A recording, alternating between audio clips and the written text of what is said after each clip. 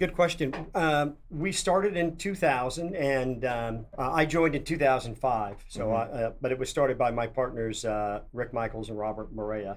And their first fund was this was in 2000 when there was a recession in the U.S. And they started a fund that would buy non-performing loans from banks. So that was their very first fund. And that series of funds has gone on to do, I think, 13 or 14 funds. They do a fund every couple of years. At the time, we also had institutional funds through CEA, 1.2 billion of pension, mostly pension fund money. And we're the largest private equity fund on the west coast of Florida. So we were approached in 2008 to do an EB5 fund. We didn't know anything about EB5. We didn't know what EB5 was.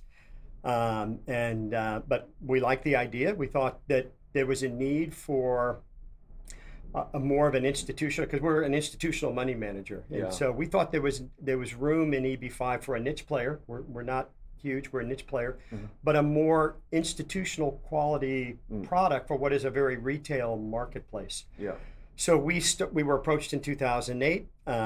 Because we're a fund, it's a little more complicated. So it took about a year to get approved by USCIS. And we started fundraising in 2010 and 11. And in terms of the fund's performance, like in terms of assets under management, today we have about 400 million of EB5. We raise and we've returned a lot of capital to our investors. Our first fund was probably the most difficult in terms of returns. We used one of our sister funds. Back then EB5 was a little different. You could get an approval of your application in about 3 to 4 months. And so the way the market worked was you would put money in escrow and you would file an I-526 application, and then when the application was approved, then the money would come out of escrow. Well, that worked for developers if it was 90 days that they're waiting. But during that period of time, we were unsure. Developers, I mean, do they really want to wait for EB5? Do they really want to wait for you to get approved?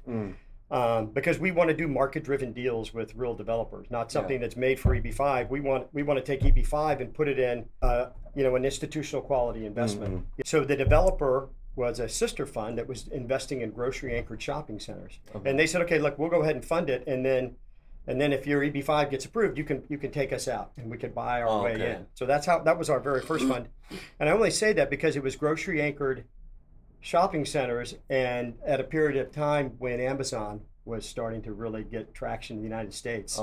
So, I mean, we wouldn't do a retail deal today, but that was sort of what we did to get started. It was a small fund. It was $12 million.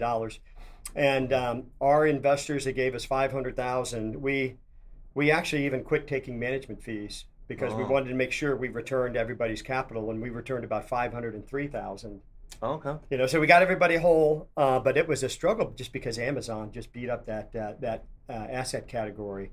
Today we invest in multifamily apartment projects. We invest in student housing. We've probably done a dozen student housing projects over the last 5 years, and we haven't done hotels for a while, but hotels underwrite pretty well again because there hasn't been a hotel built in the U.S. in the last 4 years, depending on the marketplace.